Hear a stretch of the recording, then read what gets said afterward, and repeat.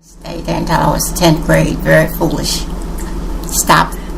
Go to work to help Mom to raise the boys. I thought that's what I had to do. Yeah. Because Mother didn't want me to. She really didn't want me to, but I just had a feeling that I needed to do that. And I don't regret it today because it's too late to even think about that, because then you only went to the 11th grade and I wasn't a 10th. No, I enjoyed while I was in school, and I do remember later my principal said that I really wished you had have stayed in and finished, because he said you could have been anything you wanted to have been. And I was working for the Tolsons up on Washington Avenue.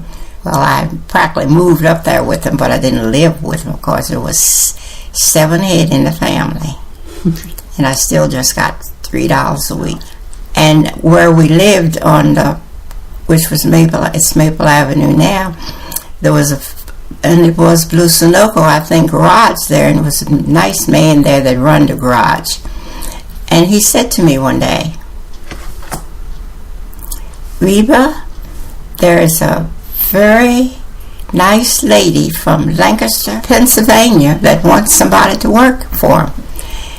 And I think you ought to go work for her.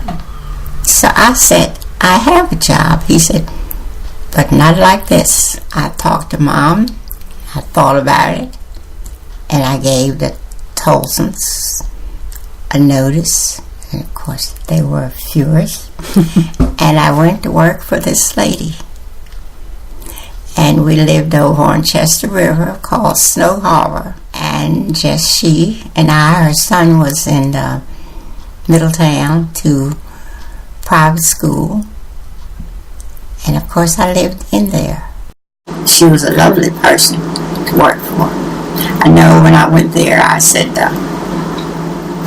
well, yes ma'am, and no ma'am.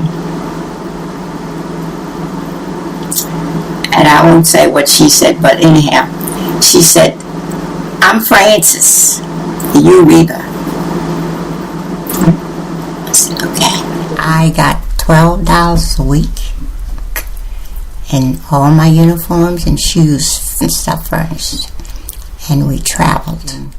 Milton, Delaware was she, her mother and father in the winters.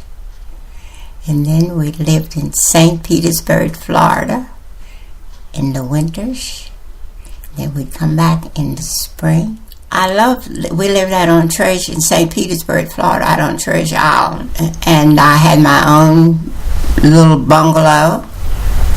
Hers was here, and later on she had a big lot. Mine was right over there. And it was just a beautiful experience, because I've always heard about fruit and things and wondered about it. And that way we picked our own lemons. I had to be arm in arm with her, because in St. Petersburg, Florida, you couldn't go into stores. Only way we went into the store with her. And when we on the way down, we could only stay certain places. We'd pull up and they'd see me sitting in there. So I remember there was a man out doing raking the leaves, and as soon as we pulled up, it said vacancy or none, and he's so we just went on going, and we stayed, I think it was the Roosevelt Hotel, she and I and the dog. We had a dog with us in the hotel, and they brought an extra bed and put it at the foot of her bed. So we slept in the same room and everything. Okay. And they brought our meals up to us. I couldn't go down in the dining room. Mm-hmm. She wouldn't go without me, of course, so we just bunked together. She had her bed and I had my bed. So working for the Tolsons and working for people in Chestertown, and then working for her was like a new world. Well, when I worked for the Tolsons, it was a lovely family, but I knew I was black. Mm-hmm. I just knew that. And then when I went with this other lady, it didn't make any difference. She made me feel like I was worth somebody. And she appreciated what I did and how I did it.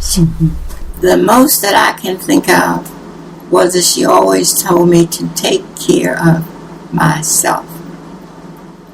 Don't believe everything you're told.